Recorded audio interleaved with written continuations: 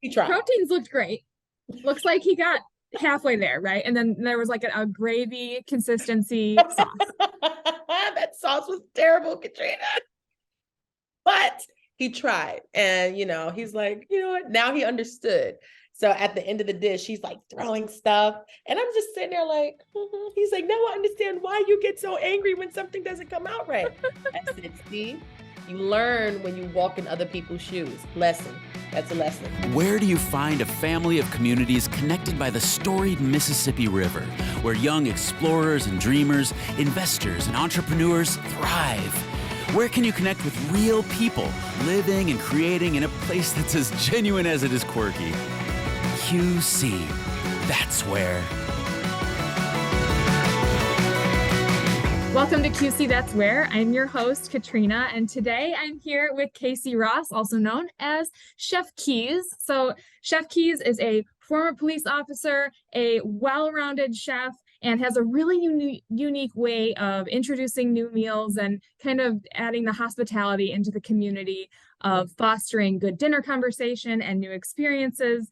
So Casey is also the founder of cookingcuffs.com, has a regular segment on KWQC, has some really great involvement in the community with a program called Be Nourished.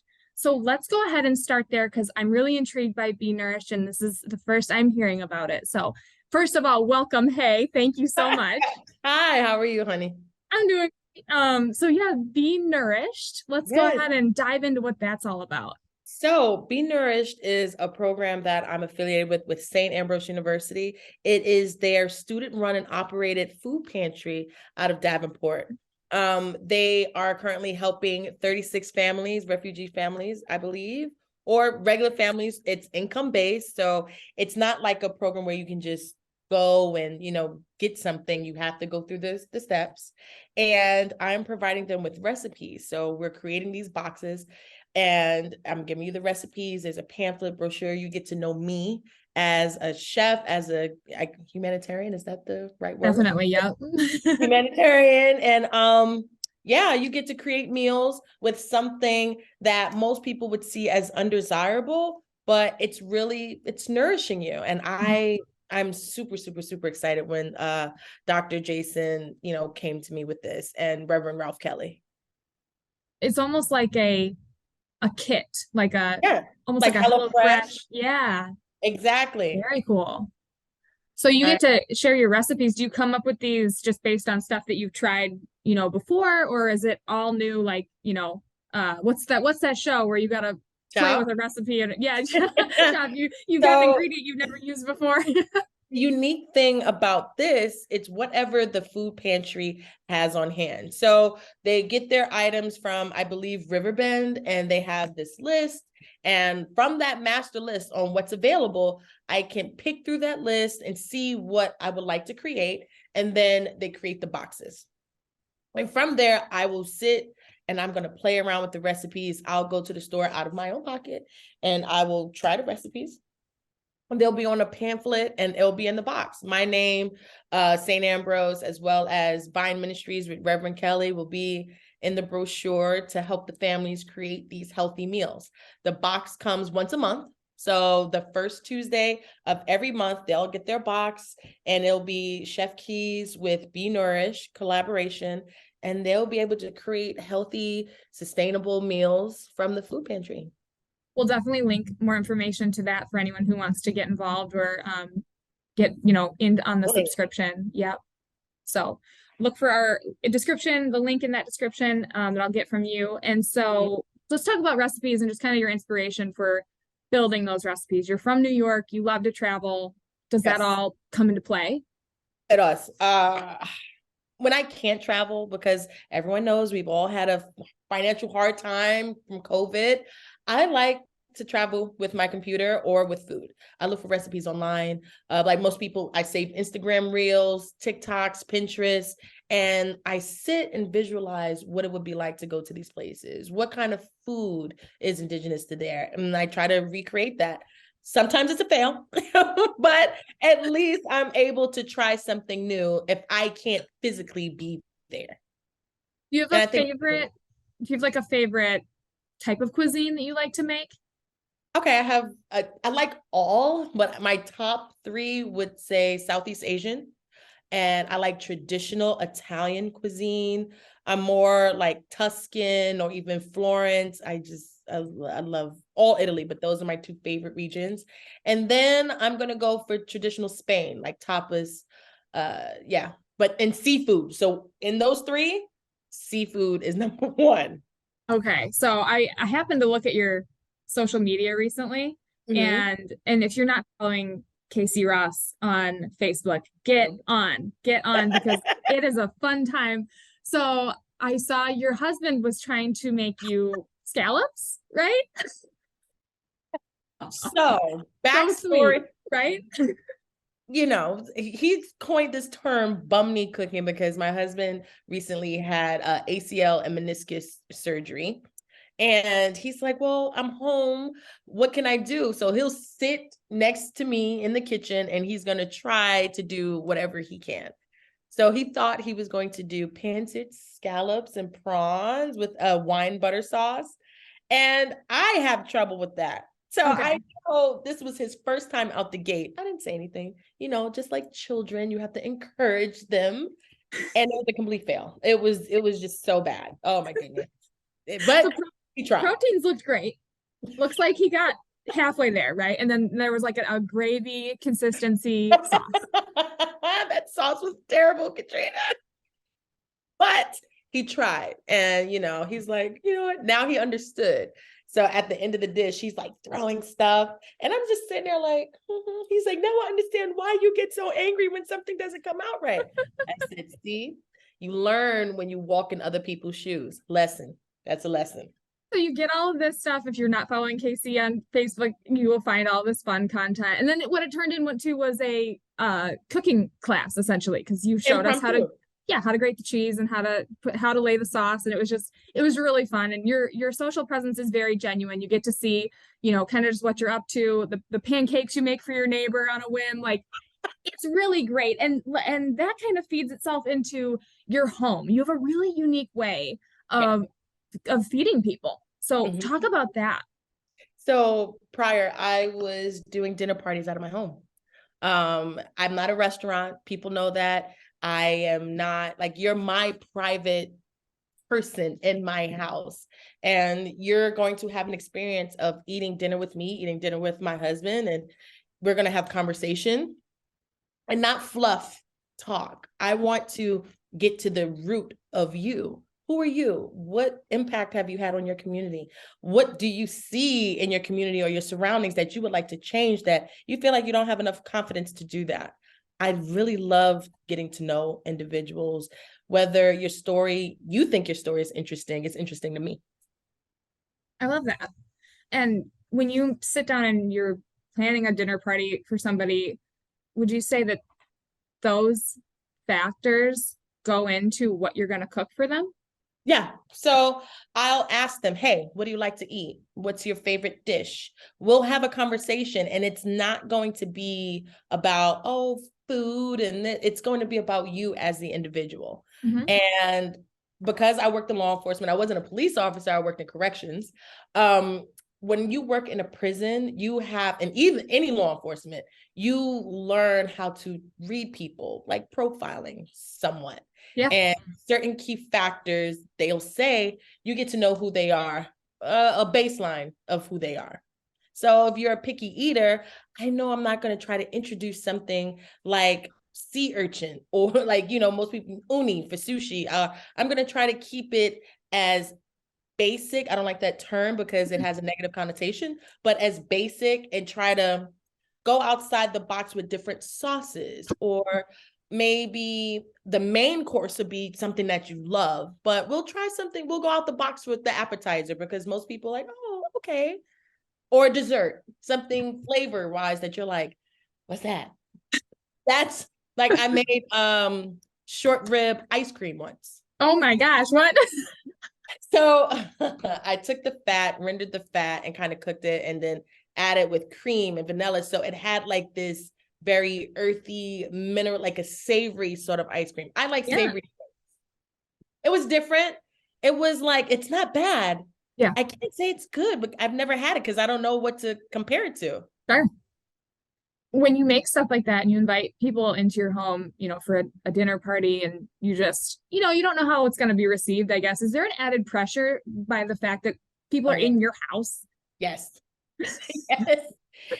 Because you know what, Katrina, to be honest, this is life. And where we live today, things can go left. Someone can come to your home and be completely rude and disrespectful. I've had that. Or you can have someone come in and it's like the chill, most comfortable feeling where they leave 2:30 in the morning and you fall asleep Oh, and you wow. come downstairs and your entire kitchen is clean. I've had that.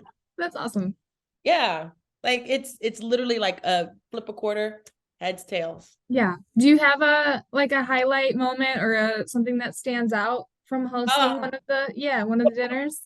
So I've had a dinner, one of my clients, she was celebrating her sister's birthday. And it was 3 couples, so 6 people. My basement flooded. Oh, In the middle of dinner. Luckily, all the men were contractors, carpenter, contractor, plumber, whatever. And the women stayed up. I called my husband, he's at the jail. And I'm like, oh my God, the basement's flooded. And he's like, all right, I'll be home. And it takes about an hour to get to the prison from where we live in Rock Island. And the men are downstairs with their shoes off, traipsing around, cleaning my pipe trap, whatever. It's like they were meant to be there at that moment. Yes. And I'm like, because the water was just flooding from the ceiling from my kitchen. And I'm like, oh my God, I'm so sorry. They're like, oh, don't worry about it.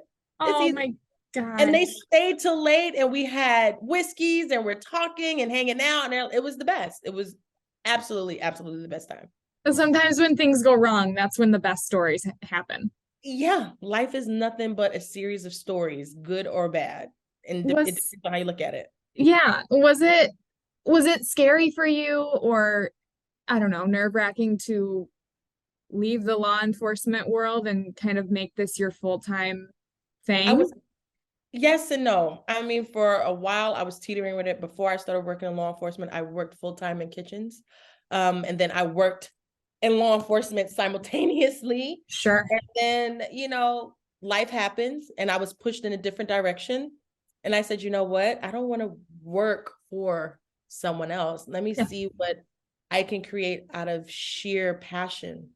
And this happened. I didn't even start this. A lady saw me post a picture and she's like, hey, do you make shrimp and grits for my husband? And I did that for her husband. And she wrote a glowing review on Quad City Food Lovers. And boom, just like that. Literally. I mean, one person after the next, after the next, after the next. And people just wanted to come over and have dinner with me. I swear to God, Katrina, that's literally how it started. I love that. That's insane. So it's just been like word of mouth that you've gotten this start. Yeah. And, I tell people like, I'm not a business. This is, hey, but we want to come hang out with you. I'm like, okay. I don't think I'm that cool, but all right, let's go. And that's awesome that there was a piece done on you late last year in the Nashville Voyager, where you mentioned how dinner conversation and fostering that communication and those relationships is really important to you. It is. Where does that come from? Where does that stem from for you? Personally, I think because of the lack of conversation now, we have our phones, as you see, and I'm here with you. My phone is like, here we go. Mine's right here. Right here. We have our phones. Very seldom do we sit down and take a breath and eat a meal and recap the day in a positive way, not your spouse running out of the door and you're shouting things at them. Oh, you have to do this, you have to do that. Or at night where you guys are like exhausted and you can't even fathom talking and you're trying to tell them what you have to do the next day. I think sitting down, having a delicious meal and over wine, or if you don't drink, over some sort of beverage is necessary to connect. And people think connection is always about an intimate or like a romantic sort of thing. No, people, we inherently want to talk to each other and build and foster these bonds. And that is where food for me is that vehicle. No matter what culture, no matter where around the world, everyone eats, everyone celebrates something, commemorates something. So why not use food as that way to do that? And it's disarming.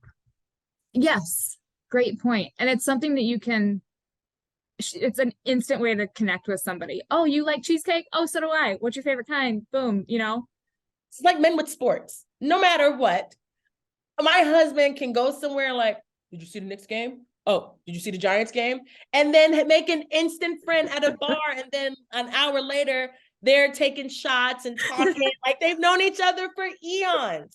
And that's how I am with food. Yeah. Yeah. Sometimes that's all it takes. I really resonated with what you had to say about the importance of that. And I think it's like, no matter what age you're at, because I remember like as a child, that was very important to my parents that we all sit down as a family of 5, whatever point of the day. My father worked really late sometimes. I mean, he had a long commute, he had long days. He wouldn't get home sometimes until like 9 o'clock at night. And we would have dinner when he got home. It wasn't every night, but we would wait, until he got home. And I really do think that's important that you do sit down and just with the people in your household or, whatever, your friends, the new BFF at the bar, or whatever it be. Yes, it's uber important. And you know what? It gives you time to reflect and gives you perspective. You could be going through something that you feel is monumental in your life. And then I could sit here and have a conversation with you and you share your story, and it helps you be a little more grateful and appreciative, even though trials are hard. You're like, dang, they have it a little bit harder. Let me find a way to push through what I have going on and be appreciative and eat a cupcake while doing it. That's just, it's fun for me. Yeah. And you love to share your recipes on cookingcuffs.com. I know there's some really interesting ones there. You have your segment on KWQC, so some of your recipes have landed there as well. Yes. But one in particular I wanted to know about on cookingcuffs.com is the carrot punch. Really? Yeah. Okay. Because my first reaction to it was some part of me wanted to go, what? But then I clicked into it and I looked at it and I thought, the color looks good, or I like orange things and I do like carrots. I like vanilla extract. So talk to me. How did we get there? So in my culture, I grew up, I am of Jamaican heritage and Southern Black American heritage. So soul food, low country, South, all that stuff. A lot of Caribbean people drink carrot punch or peanut punch. And it's not what you think of a regular carrot juice. Okay. Think of a sweetened carrot cake-esque liquid in liquid form. Yeah. That's what it tastes like. So you have that cinnamon, you have that nutmeg, you have that sweetened condensed milk, and you have that carrot juice. So it's literally like a dessert drink form, just to kind of give you that. I gotta try. I'll make it for you. All right. I'll take that. I'll make it for you. And I want you to try like, all right, I know it sounds different, but it's really, really good. It is different. It is different because, like I'm obviously like familiar with juices, but that's just one you don't consider juicing. I mean, I don't anyway. And I have a 2-year-old and I'm always trying to find like tricks to make him eat vegetables without realizing he's eating vegetables. Like maybe this is the key. This is how we do it. All right. So how about that? Have you ever had like a roasted carrot bisque? Super good. I don't know if I have. So here's a free tip. Jewel. Get some carrots. I prefer the small carrots, organic. Get some maple syrup, a little salt, a little olive oil, get a baking sheet, boil on the bottom, roast your carrots, add a little bit of vegetable broth, maybe some heavy cream if you want to make it into a bisque, and you'll get that sweet carroty flavor, and your son might enjoy that. I'll have to try that. He might. Yeah. Yes. Thank you. Thank you for that. Okay. And it's like, I think about these things like, hey, just do this. And everyone's like, wait, what? Okay. No, I'm going to listen back. Once this podcast launches, I'm going to listen back so I can get that recipe and I'm going to try it and I will report back and we will see how it goes. Okay, cool. So, let's talk travel experiences. You traveled, I don't know how many times, maybe you do this on the regular, but you do sponsorships? I have sponsorships, partnerships Okay. with a lot of brands, companies locally, and nationally. I love traveling. Yeah. I'm not sponsored with them, but I love them. So let's say Delta Airlines. I got a credit card just so I could get points in order to travel. I think that's travel smart. Pay for the things that you would normally day to day with a debit card, use your credit card, get the points, and then you can use the points at your leisure. And that's how I started, just, traveling, meeting people. And they're like, Yeah. you're fun to be around. And I'm like, really? Cool. It's true. You are. Like, let's do this for a living. And then that's kind of how that started. So tell me about, we were talking earlier, the first experience you had with traveling for a sponsorship. I was so nervous, so you get the email and then you jump up and down and you're just like, oh my God, I've made it. And then you don't really think about the obligations that you have to fulfill. Sure. So I was sitting there and it was just like this insurmountable amount of pressure that just landed on my chest. And it was nothing that the company did. It was literally like just me feeling as if, am I good enough? Oh my God, are they going to like me? I felt like a kid going to elementary school, like on the first day of school in the playground. That's what I felt like. Oh my gosh, yes. Yes, like, oh my God, they're going to pick me for tag or, dodgeball. Like, seriously, right? That was me. So I'm sitting on the plane and I'm going through my notes. I'm going through my phone, my computer, sending off my emails. And then I finally get to the hotel and all of that worry, I was welcomed with a beautiful, warm smile from their, the point of contact. And I'm just like, I'm doing all this worrying for nothing. Yeah. You're here. Yeah. So it's obvious that you belong here because they wouldn't have asked for you to come. Right. It's just that self-doubt. And then I ended up having the time of my life and then documenting it. It's just being relaxed and being yourself. I know that sounds very cheesy and cliche, but it's true. Easier said than done, 100%. Yeah. 100%. I'm my own worst critic. Yes, definitely. I put a lot of pressure on myself because I want to perform and I want to be great in whatever I do. And I expect greatness from my friends, not perfection, but greatness, whatever you think that is. So what did you end up making out of that trip, out of that experience? Connections, learning how to be resilient, patient, trying not to put so much pressure on myself till I almost had a panic attack. I learned about staying calm. Yes. In very high stress situations. You can put me in an emergent situation, someone falling, passing out, injured. I've been in gang riots and fights and stuff. Oh yeah. But put me on a plane where it's just me. I didn't know what to do with myself. This is new. Trained in that way. I wasn't right. Oh my God, I'm not prepared for this. I felt like I was a kid at school in their underwear and didn't know what was going on. Nightmare dream is becoming a reality. Oh no. It was terrible, girl. So have you been able to use those experiences and sponsorships to as promotions to get people familiar with what you do and what you're offering? Yes, as well, promotion for myself, as well as the community. That's one thing. I feel like if you're not positively impacting other people's lives, then what are you doing? So another project that I'm involved in is with Washington Junior High School with the Rock Island Milan School District. I am the instructor of their culinary club, after school program called Lights On for Learning. And I teach 12 young students here in the Rock Island School District how to cook and a curriculum and having fun and giving them the satisfaction of learning how to be self-sufficient in that area. What's it like? How are you received with that age group? Is it fun? Does it feel like, work for anybody, or is it just a good time? Do you remember being a 12-year-old preteen girl? I do. So imagine 12 of them in a room where I'm trying to teach them how to cook.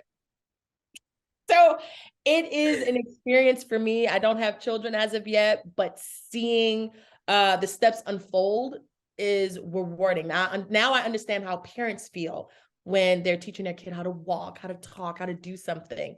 And they're like blown away and they're so engaged, they're creative, their minds, I remember being 12 Mhm. and wanting to cook and not having the representation there. It just is great. You have a favorite moment so far working with them? Yes. Yes. Making ratatouille. Are you familiar with the dish? I like from the movie, yeah, from like Yeah. the Disney movie, yes. But like I don't know if I've ever actually tasted it. So So, okay, ratatouille is, it's French. Mhm. It's a French dish based of nothing but vegetables. It's vegan, and it can be vegan, can be vegetarian, depending on what broth you use, whatever. But to see girls who, of course, they want chicken nuggets, burgers, and fries to eat a vegan dish, and they're like eating it, they're like, oh wow, like this is good.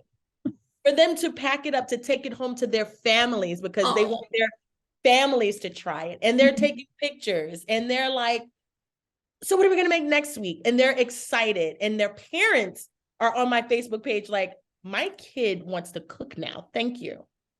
Or, oh my God, now we have to cook. It's rewarding. It's like, of course, there's so many different things that goes into learning how to cook or having a cooking class that is not just food. How did you learn? Well, I come from a family of women who liked to cook, but my great-grandmother imparted a lot of knowledge to me. And then I would say self-taught. I didn't go to culinary school. I got a cookbook from the library, and I just literally read that thing back to front and started cooking and spent a lot of my own money and just did it that way. Yeah. And then started working in restaurants, and I kind of worked my way up. So your recipes, are some of them, hand-me-downs from like your generations, before you, or is it all stuff that you've kind of curated? About a bit of both. Okay. My great-grandmother handed some down, so I learned how to make her biscuits. Mhm. My aunt she makes my great-grandmother's red rice. Ooh. And it's delicious. It's kind of like a riff on jollof rice, which is an African dish, tomato-based rice dish. Think of paella or something. It's like that, and it's delicious. So I'm learning how to do that. Awesome. And it's a mixture of success and failure, I'm sure, as you go through and trial and error. Since you follow me, I have posted a video of my cake failure. I just threw it in this. It was bad. Citrus? Yes. Yes, I saw. I was so annoyed. And my husband, he comes downstairs because I'm screaming and I'm throwing things. And he's like, it's going to be okay. I'm like, no, it's not. It's going to be okay. No, it's not. It'll be okay. So for dinners, if I'm trying out a new recipe, I will make my tried and true recipe as a backup. And then I'll try that out. So I'm like double cooking. Do you cook faster, like because you've got the kind of institutional knowledge that you've worked up to, or does it still take? I feel like if I tried to make a citrus cake from scratch, it would take me all afternoon or day.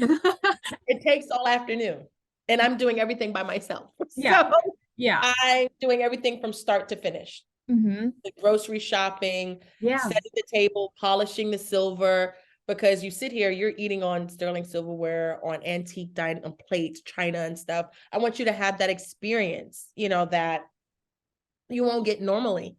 Yeah. People take their china out for what, Thanksgiving? Right. No. You should eat on it every day, I feel. Like all royalty. Why not? Right. I totally agree. I don't even think we have, I'm like a big plastic plate person just because of the children, but but more often than not, to get out your nicer, amenities and enjoy them because you got them just sitting in a cupboard or whatever. So I'm pretty sure your grandma had like a cabinet or a hutch or something. Oh yeah, for sure. Dishes. So you're like, Grandma, why can't we use that? It's like, oh no, it's only for special occasions. Special occasions. So why can't every day be a special occasion? That's how I see it. I totally agree. I don't know. When you go into other people's homes to cook, is that 50-50, or do you often just have people at your house, or how much do you do I of each? go into other people's homes. So what a do you lot. do like for the place settings, and how do you kind of navigate your way around? That is all on them. See, Okay. there's a method to my madness. I don't want to carry my dishes because they're very, very old and antique, and I would be so upset if they broke. But it allows the person whose home I'm going into to use their dishes because it is a special occasion. Not every day do you have someone come to your house to cater to you and your family, friends, or whatever group you want. So they're responsible for setting the table, the stemware, the plates, whatever. And then I come in, I bring all the lovely food, I bring people to serve you, and we're going to clean up and act as if we were never there. Yeah. The only thing that my clients or my guests or whatever, they have to clean their dessert dishes. And I feel like that's a small, what exactly, like, all right. I mean, you got all this other fantastic. Right. Yeah. And the kitchen is completely clean. You just have to put your dishes in the dishwasher or hand or whatever. Yeah. It's wild to me that you're able to do that. I feel like that's a tall order of things you have to check off the list, and it is a lot. And when I come in, I bring a whole team of people with me, and we're cooking, cleaning, serving, smiling, music is playing. Yeah. And then I'm like, all right, well, it's time to go. And then we go off and allow them to enjoy the rest of their evening without having to worry about a kitchen mess. Right. I love that. That sounds absolutely wonderful. Girl, I want that. I want a me. Yeah. We need. I haven't found one yet, but it's hopefully. Yeah. Unfortunately, it just has to be you right now, because this is such a unique service that you're kind of bringing to light and, offering, and maybe it'll just catch on and more people will follow in your footsteps, because it is a really, really cool experience. It is. You have to come over. I would love to. I would. Yes, I absolutely want to. Carrot punch. I'm so intrigued. I just don't do carrot punch. I also make fresh brewed iced teas and things like that. Like it's all catered to what you like, your diet. Yeah. And how do people find you? How do people book with you? Right now it's a bit of a hassle because I have my hand in so much, but just shoot me an email. Shoot me an email. That is the best way to contact me, and to be very clear with what you want. Cool. I should definitely do like a little inquest, a form or something, but it's so impersonal. Yeah. Like I want to talk to you. And it sets the stage for how it's going to be. You send me an open-ended email and back and forth. Exactly. And I feel like people want to just get to the point, and I'm just like, no, this is a dance. We're gonna email each other back and forth, and we're gonna court each other. I love it. What's your email address? My email address is cookandcuffs@AOL.com. So that's cookandcuffs@AOL.com. We will also put that in the description as well. So as we kind of wrap up here, what is your takeaway? 2 ways. What's your takeaway that you're getting by being in this industry and offering this to the community? And what do you want people to take away after spending a dinner evening with you? what I want you to take away, I want you to never judge a book by its cover. I don't want you to hear or to make your decision based solely on what someone tells you about somebody, because you never know what their experiences are with them and what brought that on, may it good or bad. See for yourself. And my takeaway is I want to continue feeling the love and the positive energy and the opportunities that will help me grow as an entrepreneur, as a Black woman in the community, and as a sister to all women. Like that is a big thing for me, working together, being a cohesive unit with people. And on that note, at the end of every podcast, we fill in the blank. QC, that's where you have your second chance. Yeah. I love that. That's what that means for me. The Quad Cities is where I was reborn, is where I literally came out of my shell and started to become the woman that I want to be. And hopefully I can touch and inspire others to do the same thing. Grit, passion, persistence. That's who I am, and that's who I'll continue to be. Thank you so much. Casey Ross, also known as Chef Keys, you have so much to offer this community, and I just really am excited to be able to share your story and share with everybody who you are and what you're doing. So thank you for being on this podcast. Really appreciate your time. Thank you for having me. I appreciate spending time with you. This was dope. This was. So for everyone listening, follow Casey Ross on Facebook. It's And such a good Instagram. time. And Instagram. It is such a good time. And so cookandcuffs.com will link information about Be Nourished and the website all in this description. Whatever platform you're listening on, go to the description. You'll find all of these nuggets. So find more foodie information, visit quadcities.com/taste, and we will see you next time. Thanks for listening to QC, That's Where, a podcast powered by Visit Quad Cities. Text Visit QC to 38314 for insider events, activities, and updates sent straight to your phone. That's VISITQC, one word, to 38314. Message and data rates may apply.